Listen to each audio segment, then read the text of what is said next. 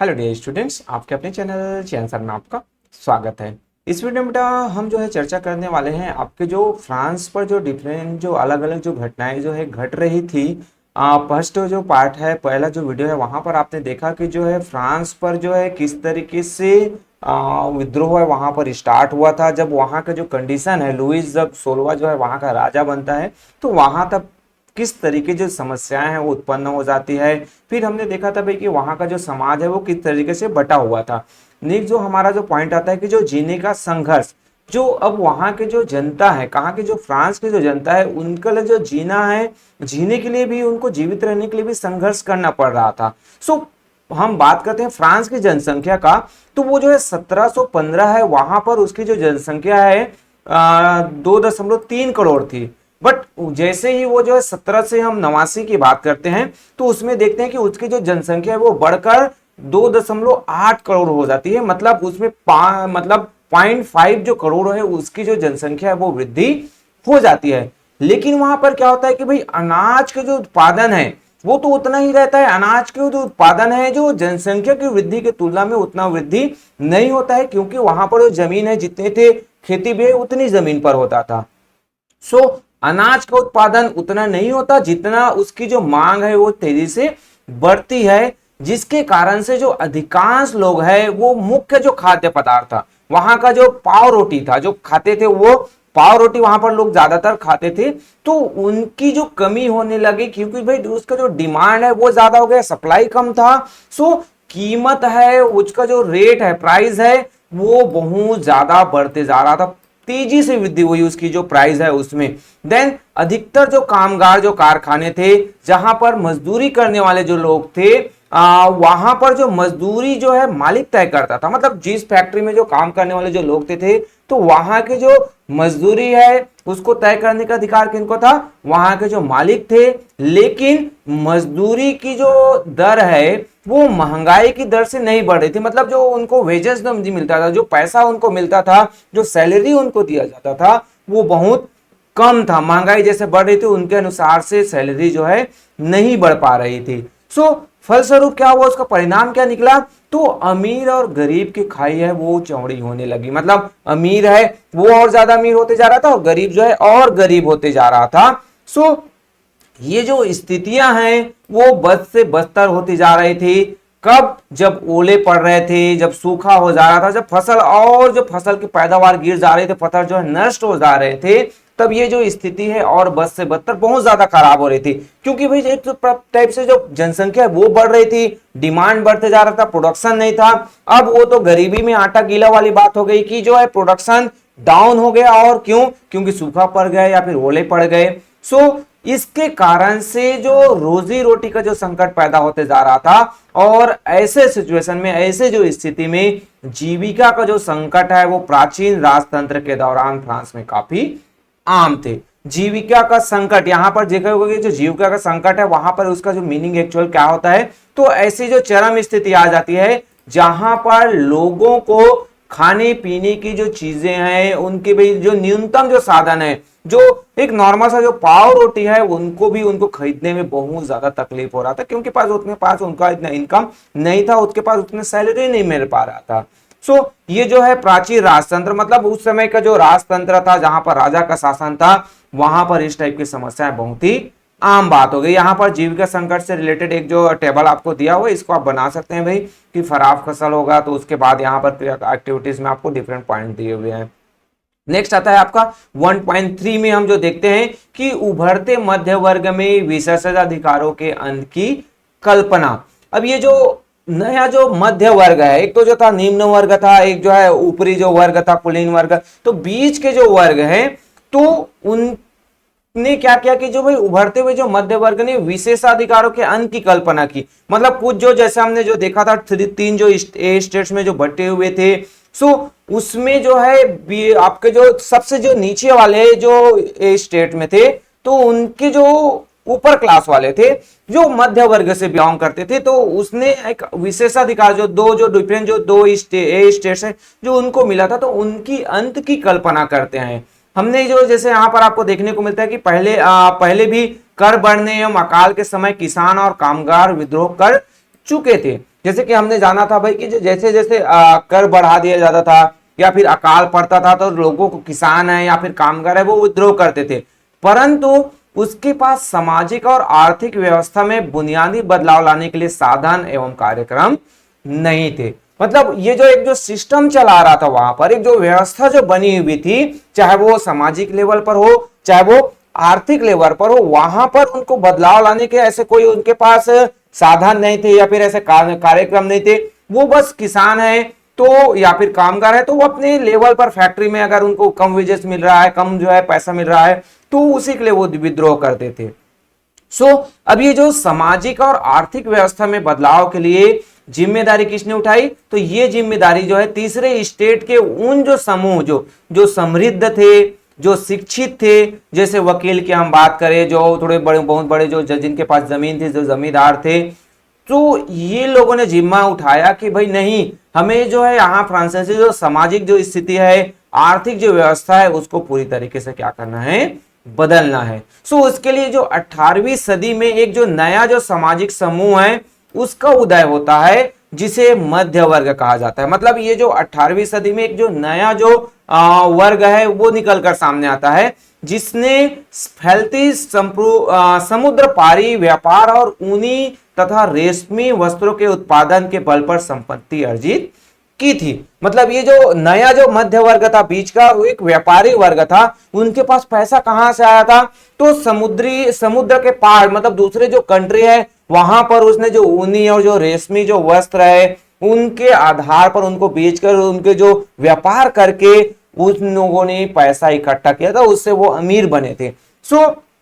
ये जो ऊनी और रेशमी कपड़ों का या तो क्या करते थे, निर्यात करते थे, किया जाता था, जो समाज के जो समृद्ध जो लोग हैं वो उनके खरीदते थे, उनको जो है इनको जो इनकम होता था।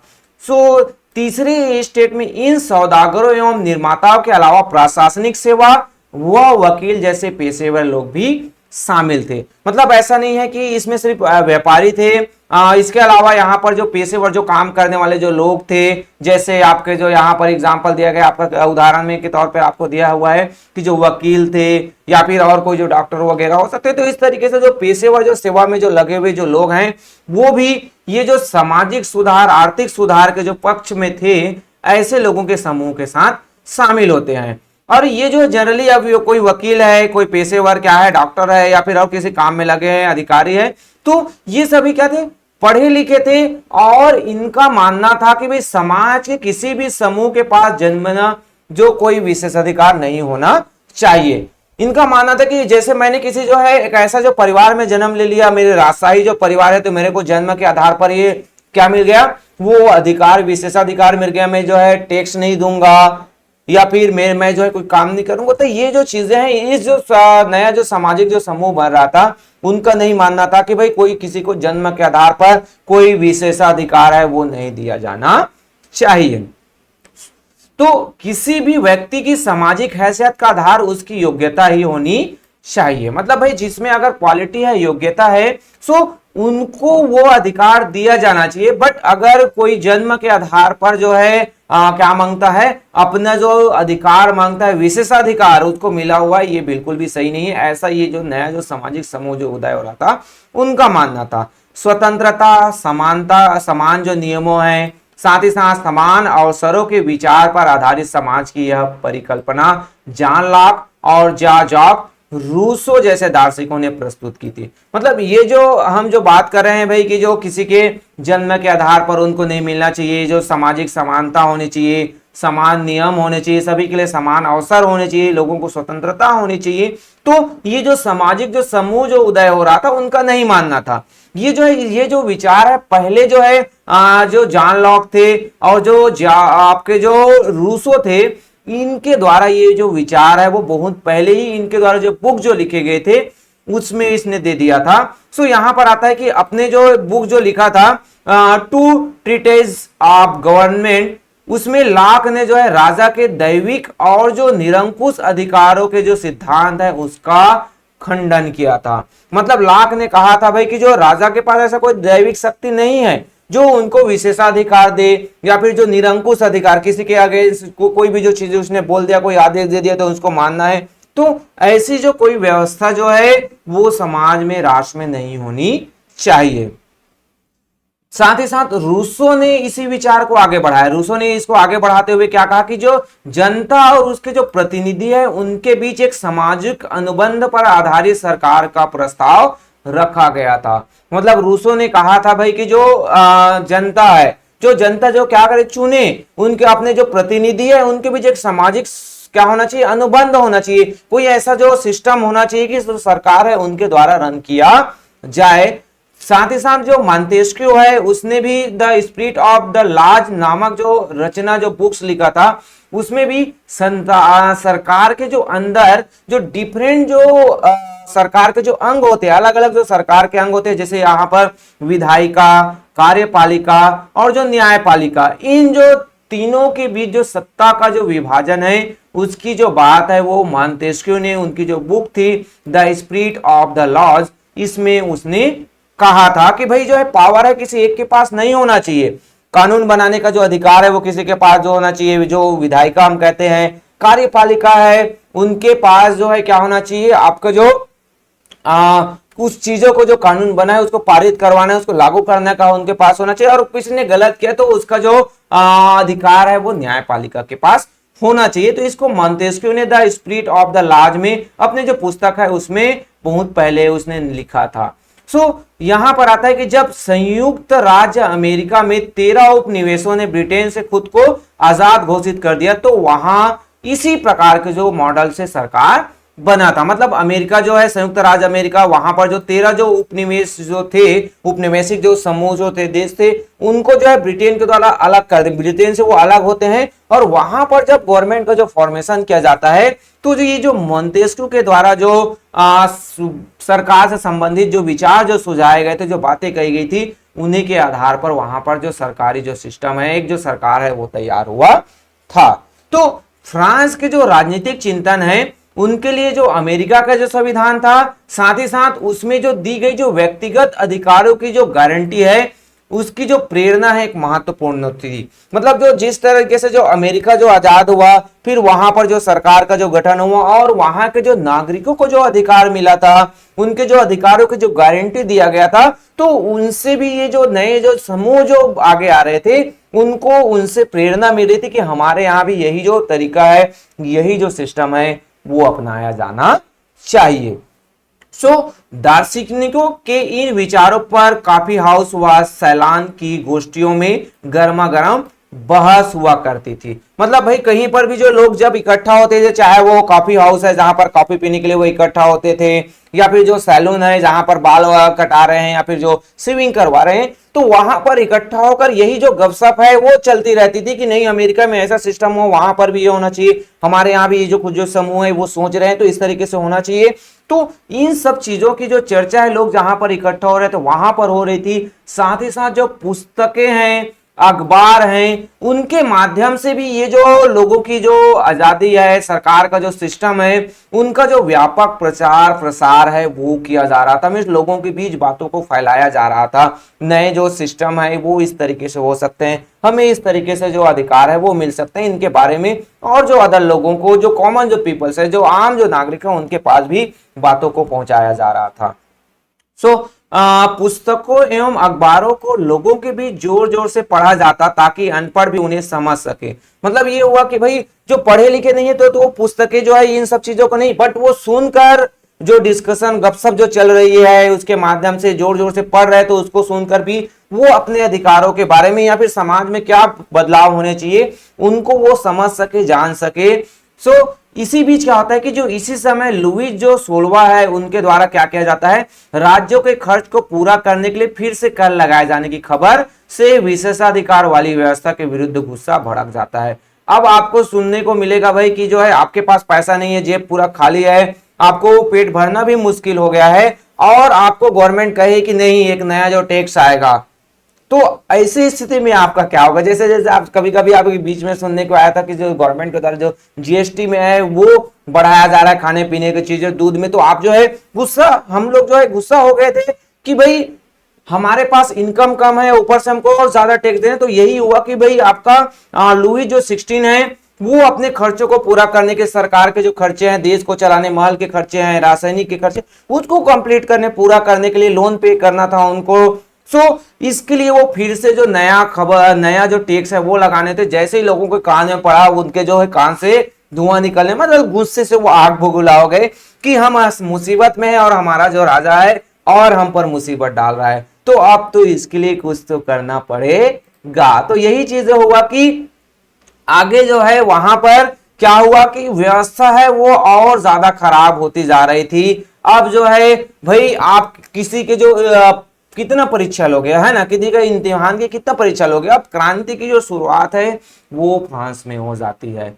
पिछले का अध्याय है जहां पर हमने देखा भाई कि जो लुईस 16 ने कर बढ़ा दिया था, इसके कारण से जो लोग हैं बहुत ज्यादा आक्रोशित हो गए थे, गुस्से में आ गए थे। सो क्या आप सोच सकते हैं कि उसने ऐसा कैसे किया होगा। भाई उसने जो है कर बढ़ा दिया, तो उसने ऐसा किस कारण से या फिर किस तरीके से उसने ऐसा किया। सो यहां पर जो चीज आती है, तो जो प्राचीन जो राजतंत्र के तहत जो फ्रांसीसी सम्राट है अपनी मर्जी से कर नहीं लगा सकते थे। मतलब हमने तो अभी पढ़ा कि जो लुईस 16 ने जो है 16 है, उसने क्या किया भाई कि कर बढ़ा दिया। कर उसने कैसे बढ़ाए, ये अब सोचनी बात है कि किस तरीके से उसने कर को वृद्धि कर दिया। सडनली वो एक जो है अपना घोषणा करते हैं कि मैं कर बढ़ा रहा हूं, आपको इतना कर कल से अगले महीने से पे करना है, तो ये पॉसिबल नहीं था। सो फ्रांसीसी जो राजतंत्र है वहां पर क्या था कि भाई सम्राट है अपनी मर्जी से कर नहीं लगा सकते थे, नहीं बढ़ा सकते थे। इसके लिए उसे स्टेट जो जनरल, जो एक जो प्रतिनिधि सभा था, उसकी बैठक बुलाकर वहां पर प्रस्ताव करके उनकी मंजूरी लेना पड़ता था। अब उनको उनकी मंजूरी लेना है, तो ए स्टेट जो जनरल है वहां एक जो राजनीतिक जो संस्था थी, जिसमें जो तीनों जो स्टेट के जो प्रतिनिधि है, तो अपने जो लोग हैं, अपने जो प्रतिनिधि है, तीनों जो स्टेट के जो प्रतिनिधि है वहां पर आते हैं। लेकिन सम्राट ही यह निर्णय करता है कि इस संस्था की बैठक जो है कब बुलाई जाएगी। मतलब कर बढ़ाना है तो उसके लिए एक जो समिति है, स्टेट जो जनरल कहा जाता है, उसकी बैठक होगी। उसमें जो तीनों जो ये स्टेट्स हैं उसके प्रतिनिधि होंगे।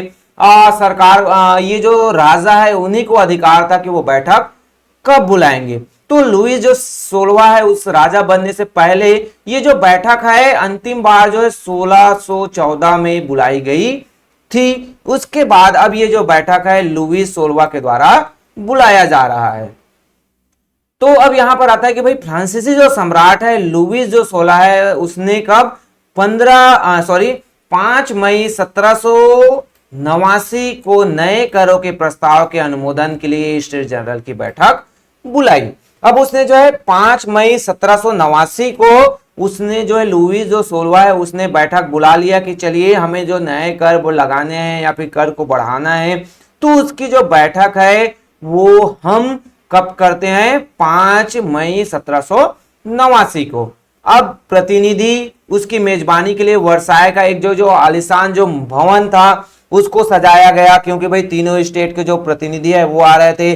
दो स्टेट के तो पूरे वीआईपी थे। सो उसको सजाया गया पहले, और दूसरे जो स्टेट के जो है लोग थे, जो उनके प्रतिनिधि है, उसके जो 300 जो प्रतिनिधि है वो भेजे गए थे। साथ ही साथ वो जो है आमने सामने के जो कतार है वहां पर बैठे हुए थे। और जो तीसरे जो स्टेट के जो 600 जो प्रतिनिधि थे वो उनके पीछे खड़े हुए थे। सपोज हम यहां पर मान लिए भाई ये जो एक ऐसा जो भवन बना हुआ है, तो सामने तो राजा बैठेगा, एक साइड आपका एक स्टेट का प्रतिनिधि है, फिर इधर आपके जो 300 जो दूसरे जो स्टेट के प्रतिनिधि है, फिर जो तीसरे जो स्टेट के जो प्रतिनिधि है वो इनके पीछे जो है उनको यहाँ पर इनके जो पीछे उनको खड़ा कर दिया गया था। ये जो पीछे बाकी जो 600 जो प्रतिनिधि, 300 इधर और आपका 300 लेफ्ट साइड राइट साइड, जो तीनों साइड जो है दोनों साइड खड़े थे। ऊपर में जो है इधर आपका राजा बैठा हुआ था। अब जो है तीसरे स्टेट के जो प्रतिनिधि हैं उनकी हम बात करें तो तीसरे स्टेट के प्रतिनिधि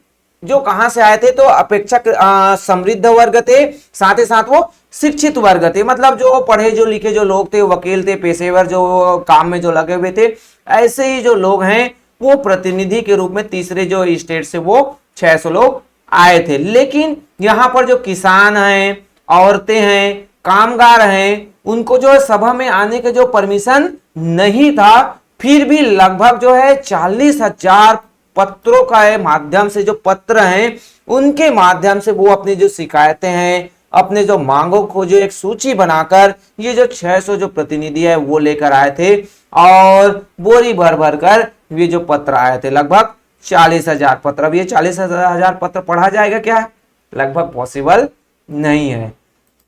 अब यहां पर ये जो जनरल है उसके जो नियम के अनुसार से क्या होता है भाई, कि ये जो जनरल है उसके नियमों के अनुसार प्रत्येक वर्ग को एक मत देने का अधिकार था। मतलब एक जो वर्ग से एक ही मत आता था। सो इस बार लुईस जो 16वां है वो इसी प्रथा का पालन करने के लिए दृढ़ प्रतिज्ञ थे। मतलब पहले से ये सिस्टम बना था कि प्रत्येक वर्ग से एक मत आएगा और लुईस 16 जो लुईस जो 16वां है वो भी यही जो सिस्टम है, यही जो तंत्र है कि एक वोट आएगा, एक मत होगा, तो उसी को फॉलो कर रहे थे।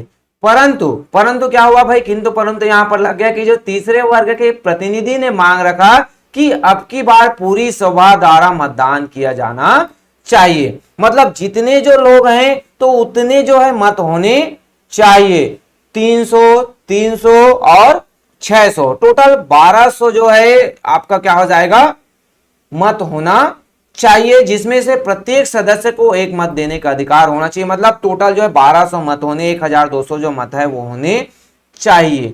अब यह एक लोकतांत्रिक सिद्धांत था जिसे मिसाल के तौर पर रूसो ने अपनी पुस्तक द सोशल कॉन्ट्रैक्ट्स में प्रस्तुत किया था। मतलब ये जो लोकतांत्रिक व्यवस्था है, निष्पक्ष जो मतदान है वो होना चाहिए, ताकि जो है एक सही तरीके से जो कर की व्यवस्था हो, ऐसा जो है तीसरे जो स्टेट के जो लोग हैं वो मांग करते हैं। लेकिन क्या होता है, जब सम्राट ने इस प्रस्ताव को अस्वीकार कर लिया, सम्राट ने इसको सीधा सीधा खारिज कर दिया कि नहीं, पहले से एक वर्ग से एक मत की प्रथा है तो वही जो है क्या किया जाएगा, लागू किया जाएगा। तो अब जो है तीसरे जो स्टेट के जो प्रतिनिधि है विरोध करते हुए सभा से बाहर चले जाते हैं। मतलब ये जो पूरे 600 लोग मिलकर एक मत देंगे और आपके जो बाकी और जो 300 वाले हैं वो एक मत देंगे, और ये जो एक और 300 है वो एक स्टेट के एक मत, दूसरे स्टेट का मत और तीसरे स्टेट का मत। राजा के पक्ष में तो ये जो दोनों जो है स्टेट है, क्योंकि उनको तो टैक्स पे ही नहीं करना है, पे किनको करना है, ये जो तीसरे जो स्टेट वाले हैं उनको पे करना है। सो 2 मत एक तरफ और 1 मत एक तरफ, तो पास हो जाएगा कर लगाने की व्यवस्था। तो इस कारण से जो प्रतिनिधि है वो कहते हैं 600 जो है तो 600 मत हमारे होने चाहिए, 600 मत उनके होने चाहिए। अब इसमें फैसला होगा भाई कि कौन किसके तरफ है, इनके तरफ ज्यादा हो सकता है या फिर इनके तरफ भी ज्यादा हो सकता है, क्योंकि जो मत है वो इधर उधर दे सकते हैं। सो ये जो है राजा स्वीकार नहीं करते हैं, इसके कारण से वो जो है सभा को छोड़कर ही चले जाते हैं कि हम जो है इसमें राजी नहीं है, हमारी बातों को नहीं सुना जा रहा है, तो हम यहाँ हमारा कोई यहाँ पर जरूरी काम नहीं है, हम यहाँ से छोड़कर जा रहे हैं। अब तीसरे जो ये स्टेट है उसके जो प्रतिनिधि है खुद को संपूर्ण फ्रांसीसी राज का प्रवक्ता मानते थे। मतलब पूरे के पूरे हमने देखा था भाई, यहाँ पर 40,000 पत्रों को लेके आए थे, गरीब है, किसान है, मजदूर है, सब लोगों ने इनको अपना पत्र सौंपा था ताकि इनकी बातों को रखा जा सके। तो इसी कारण से ये जो प्रतिनिधि है वो मानते हैं कि भाई हमने जो पूरा जो फ्रांस राष्ट्र है उनका प्रतिनिधित्व किया है और हमारे ही जो है वोटों को काउंट नहीं किया जाएगा। तो इसके कारण से वो जो है 20 जून को ये क्या करते हैं, प्रतिनिधि जो है वर्साय का जो एक इंडोर जो टेनिस कोर्ट था वहां पर जमा हो जाते हैं। मतलब सभी लोग इकट्ठा हो जाते हैं कि कुछ जो चीजें हैं वो हमें डिस्कस करना है उसके लिए, और उन्होंने अपने आप को नेशनल असेंबली क्या कर देते हैं, घोषित कर देते हैं। मतलब वो अब जो लोग जो इकट्ठा हुए थे, जो 600 प्रतिनिधि साथ ही साथ और बाकी जो लोग इकट्ठा हुए थे, वो अपने आप को नेशनल असेंबली घोषित कर देते हैं। साथ ही साथ जो शपथ लिया जाता है कि जब तक सम्राट की शक्तियों को कम करने वाला संविधान तैयार नहीं किया जाएगा तब तक असेंबली भंग नहीं होगी। मतलब एक ऐसा जो नेशनल लेवल पर पूरे फ्रांस पर एक समूह बनाया जाता है, संगठन बनाया जाता है, और उनका जो काम है वो अपने आप को दायित्व देते हैं कि हम जो है फ्रांस के लिए एक संविधान की जो निर्माण करेंगे जहां पर राजा के जो उनके जो अधिकार है उनको कम किया जाएगा और लोगों की भलाई के लिए जो है अलग अलग जो अधिकार है उनको दिया जाएगा। अब ये जो प्रतिनिधि जो मंडल जो बना था, नेशनल असेंबली जो है अपने आप को घोषित किए थे, तो इनका जो नेतृत्व है वो मिराबो जो है वो कर रहे थे। साथ ही साथ जो और आबे जो सीए है उसने जो है इसका जो क्या किया, नेतृत्व किया। इनके जो लीडर थे वो, और मिराबो का जो जन्म है वो कुलीन परिवार में हुआ था। मतलब वो एक जो अच्छे जो राजशाही जो परिवार से बिलोंग करते थे उससे संबंधित थे, लेकिन वह भी जो सामंती जो विशेषाधिकार वाली जो समाज है उनको खत्म करने की जरूरत महसूस कर रहे थे। मतलब जो विशेषाधिकार जो स्पेशल जो दिया गया है उसके फेवर में, उसके पक्ष में ये जो आपके जो मिराबो थे वो भी नहीं थे। वो चाहते कि भाई ये जो इतना जो विशेषाधिकार है वो बिल्कुल भी नहीं मिलना चाहिए, इनको खत्म किया जाना चाहिए। तो उसने जो एक पत्रिका निकाली, उनके द्वारा एक जो पत्रिका है उनका संपादन किया गया, और वर्साई में जो जो जुटी जो भीड़ है उनके समक्ष जोरदार भाषण भी दिया गया, ताकि जो लोग हैं वो क्या हो, और ज्यादा मोटिवेट हो, और ज्यादा उत्सुक हो, जागरूक हो। और अब जो आबे सीए हैं वो मूलतः क्या थे, एक पादरी थे। इनको भी विशेषाधिकार दिया गया था, पादरी लोगों को। इनके पास भी जो है इनको अधिकार था कि वो जो है टैक्स पे नहीं करेंगे, बट ये जो है टैक्स वसूलते वाले थे।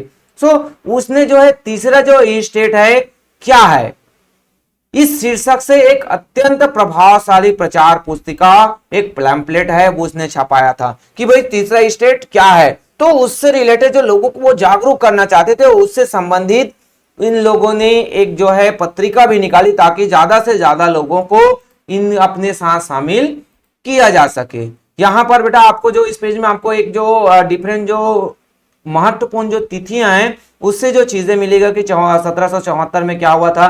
तो लुईस जो 16 है वो फ्रांस का राजा बना था, वहां समय खजाना खाली था। 1789 में जो स्टेट जनरल का आह्वान किया गया। तीसरा ईस्ट नेशनल जो असेंबली हमने अभी देखा।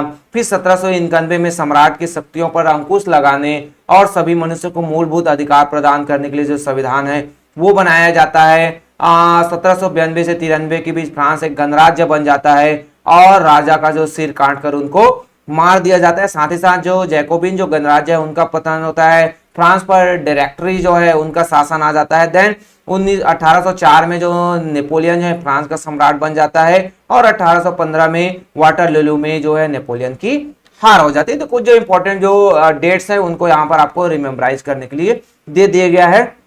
हम वापिस आते हैं कि जो है नेशनल असेंबली है उसकी घोषणा हो गई फ्रांस के द्वारा। अब जो है ये जो असेंबली है उनके द्वारा फ्रांस का क्या बनाया जाएगा, संविधान बनाया जाएगा। राजा की शक्तियों को कम किया जाएगा, लोगों को अधिकार दिया जाएगा। अब इनका जो प्रचार प्रसार है वो किया जा रहा है। यहाँ पर आपको दिखाई दे रहा है जो टेनिस कोर्ट में जो लोग हैं वो इकट्ठा हुए हैं, और लुईस के द्वारा जो जॉक और लुईस डेविड के द्वारा ये जो है पेंटिंग बनाया गया था, और यहाँ पर जो है प्रतिज्ञा ले रहे हैं। तो इस तरीके से अब यहाँ पर आता है भाई कि जो जिस वक्त ये जो नेशनल असेंबली है उनके जो लोग हैं वो इकट्ठा होकर संविधान का प्रारूप तैयार करने में व्यस्त हो गए थे। तो जो पूरा का पूरा जो फ्रांस है वो आंदोलित हो गया। मतलब जो फ्रांस है वहां पर जगह जगह विद्रोह होने लगे। लोग जो हैं कड़ाके की ठंड के कारण से फसल मारी गई और पावरोटी की कीमतें आसमान छू रही थी। मतलब जगह जगह आंदोलन हो रहा था। आंदोलन होने का बहुत सारा रीजन भी था। लोग जो है कर बढ़ाए जा रहे थे, ऊपर से जो कड़ाके की जो बहुत ज्यादा ठंड पड़ रही थी उसके कारण से फसल खराब हो गया, और वहां का जो मेन जो खाना था पावरोटी, उनका जो कीमत है वो बहुत ज्यादा बढ़ गया था। बेकरी मालिक है वो इस स्थिति का फायदा उठा रहे थे और जमाखोरी करने में जुटे हुए थे कि भाई जैसे भी आपको देखने को मिलता है कि किसी भी चीज का जो है कमी हो जाता है तो जो दुकानदार है वो उस चीजों को और स्टॉक करते हैं और बोलते हैं कि भाई सामान नहीं आ रहा है, तो उनका जो रेट है वो बढ़ा देते हैं। 10 रुपये 10 रुपए का जो सामान है वो वहीं पर ही आपको 50 रुपए में मिलने लगता है। आपने लॉकडाउन में देखा ही था क्या स्थिति हमारे यहाँ भी हो गई थी। सो बेकरी के जो दुकान है वहां पर जो घंटों तक जो है इंतजार करना पड़ता था, और जो औरतें हैं वो बहुत ही ज्यादा गुस्सा होकर, क्योंकि उस समय पावरोटी लाना है उनका जो काम है वो महिलाओं का होता था। सो वो लाइन में खड़ी हुई एक समय ऐसा आता था, कहा जाता कि नहीं पावरोटी खत्म हो गया, अब आपको नहीं मिलेगा, आप जाइए वापिस। तो इस तरीके से जो औरतें हैं वो गुस्से में आ गई और पूरा का पूरा जो दुकान है उस पर धावा बोल देते हैं, हमला आक्रमण, और पूरा का पूरा दुकान लूट लेते हैं। सो इस तरीके जो घटनाएं हैं वो भी जो है फ्रांस में हो रही थी। दूसरी तरफ जो सम्राट की जो सेना है वो पेरिस पर प्रवेश करने के जो आदेश है वो दे दिया गया था। क्रुद्ध जो भीड़ है ने जो 14 जुलाई को बास्तिल पर धावा बोलकर उसने नेस्तनाबूद कर दिया। हमने इस जस्ट पहले स्टार्टिंग में देखा था भाई कि जो है राजा ने है पेरिस पर जो है सैनिकों को हमला करने के लिए भेज देते हैं, बंदूकधारी जो है सैनिक पर आ जाते हैं, बट उसी समय क्या होता है कि जो जनता है वो अपना जो एक सैनिक बना लेते हैं, समूह में लोग जो है शामिल हो जाते हैं और बास्ताइल का जो किला था जहां पर कुछ जो लगभग 7 जो सैनिक थे वो जो बंद थे, साथ ही साथ वो जो पूरे किले को जो है विध्वंस कर दिया जाता है और वहां पर जो कुछ जो हथियार वगैरह है उनको भी लूट लिया जाता है।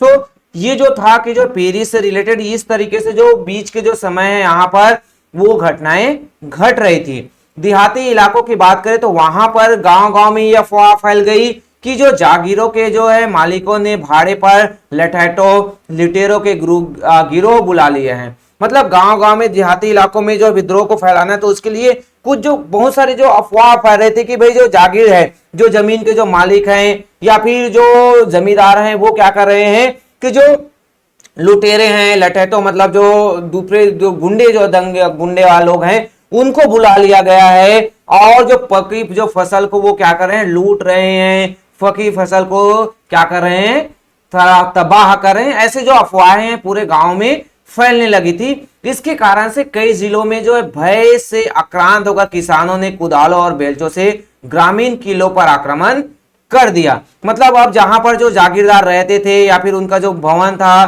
तो उनको वो जो किसान है वो अपने जो हथियार है, कुदाल है या फिर और जो किसानी के जो हथियार होते थे, एग्रीकल्चर के जो फील्ड के हथियार होते थे उन पर आक्रमण करने लगे। वहां पर जो उनके जो रहने के जो घर हैं, किले हैं, उनको तोड़ा जा रहा था। उन्होंने जो अन्न भंडार है जहां पर आपका जो अन्न जो रखा जाता था उनको वो लूट लिए। लगान से संबंधित जितने भी जो दस्तावेज थे उनको जला दिया गया, राख कर दिया गया उनको। और जो कुलीन है वो बड़ी संख्या में अपनी जो जागीरें हैं, जो जमीन है, अपने जो किले हैं, महल हैं, उनको छोड़कर पड़ोसी जो देशों में जाकर बस गए, शरण ले लिए। क्योंकि अगर वो वहां से छोड़कर नहीं भागेंगे तो जो किसान है, मजदूर है, वो उनको मार डालते थे। इससे अच्छा है कि अपनी संपत्ति जाए तो जाए पर प्राण ना जाए, जान है तो जहान है, ऐसा सोचकर वो भागकर दूसरे देशों में चले गए। यहां पर रुकते तो भाई उनकी खैर नहीं थी।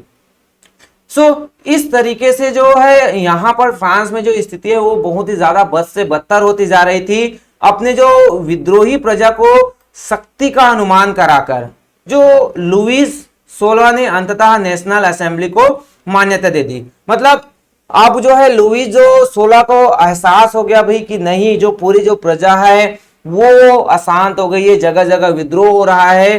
अब मुझे प्रजा की जो बात है, जो उनकी बात है, वहां के जो लोगों की जो बात है उनको मानना पड़ेगा।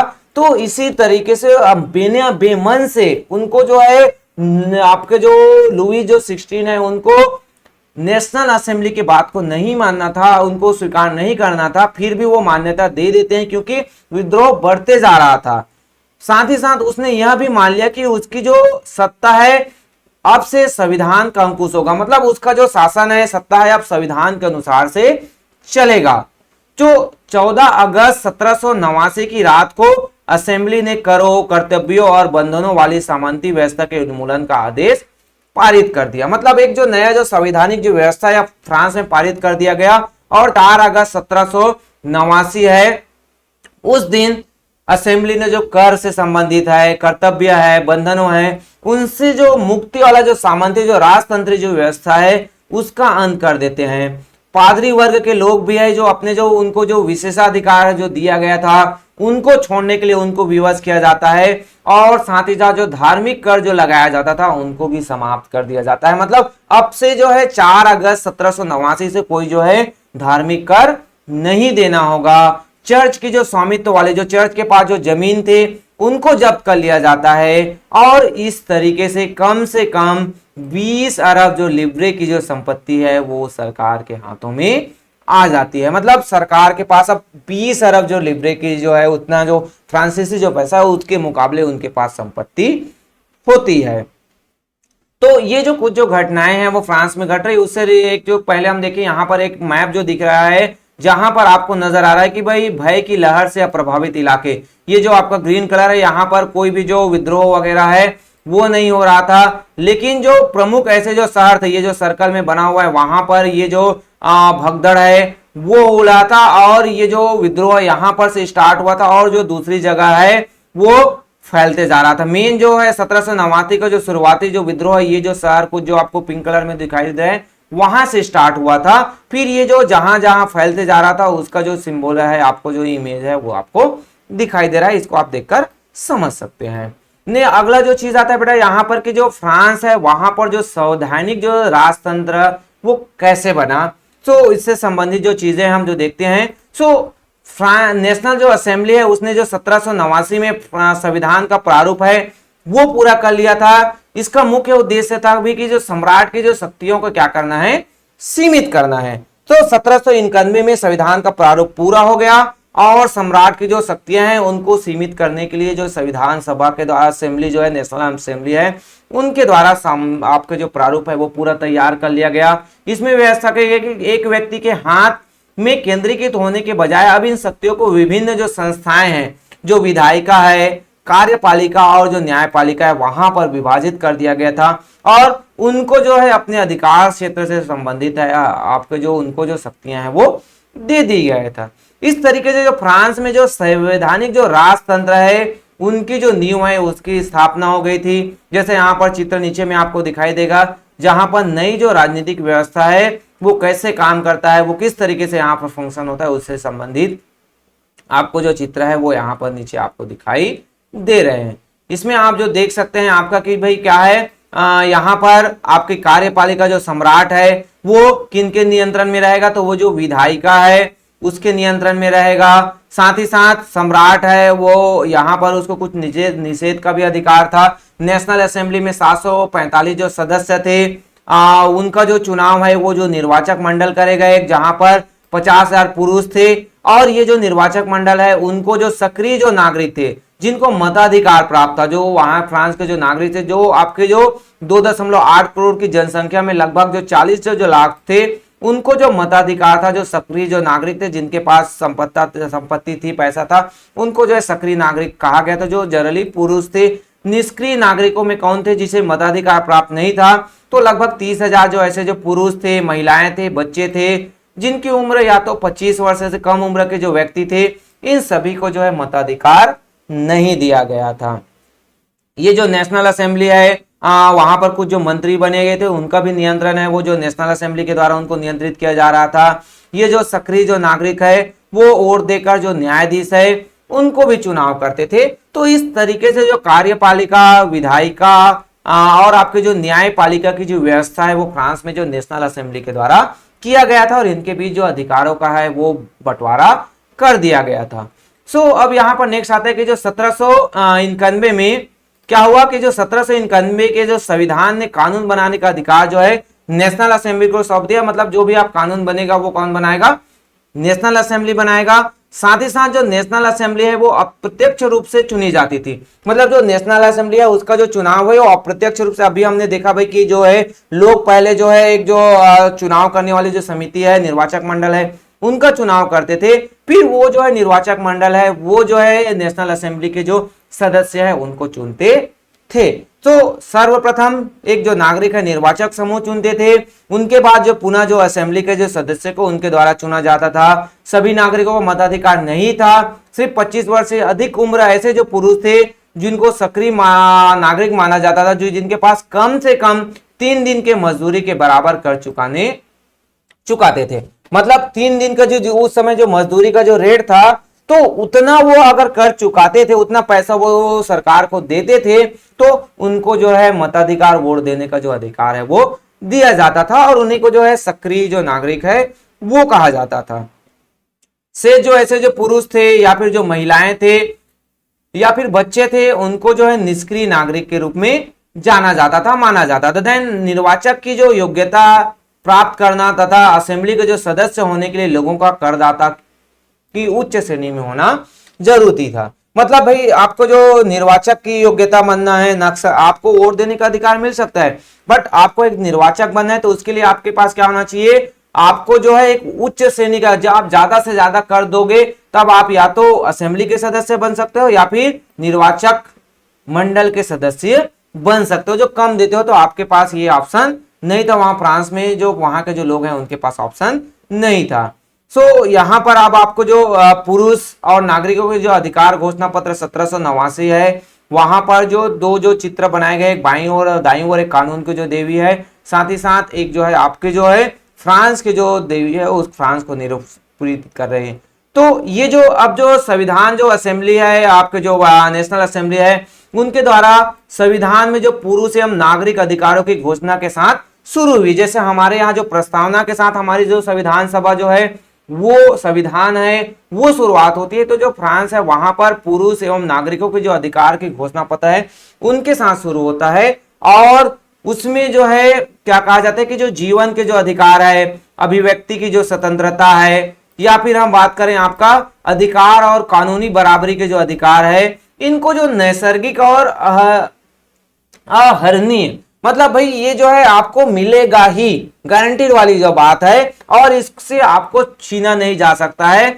ऐसे जो व्यवस्था जो है पुरुष एवं नागरिक अधिकार घोषणा पत्र में किया गया था। साथ ही साथ ये जो अधिकार है वो प्रत्येक व्यक्ति को जन्म के साथ ही प्राप्त हो जाएगा। मतलब जैसे ही जन्म लोगे तो आपको जो जीवन का अधिकार है, अभिव्यक्ति की जो स्वतंत्रता है, और अधिकार और कानूनी बराबरी के जो अधिकार है, वो आपको जन्म के साथ ही नैसर्गिक रूप से और हमेशा के लिए बिना परमानेंटली आपको मिल जाएगा।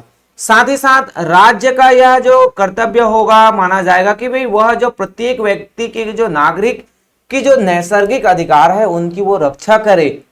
मतलब उसको सिक्योरिटी जो देना है, उनको सुरक्षा प्रोवाइड करना है, तो ये किनका दायित्व होगा?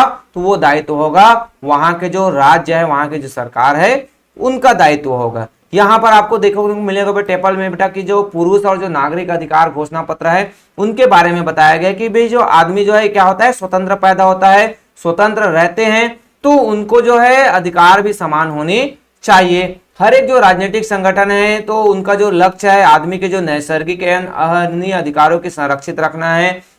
इसलिए सभी को जो स्वतंत्रता, संपत्ति, सुरक्षा एवं शोषण के प्रतिरोध का अधिकार होना चाहिए।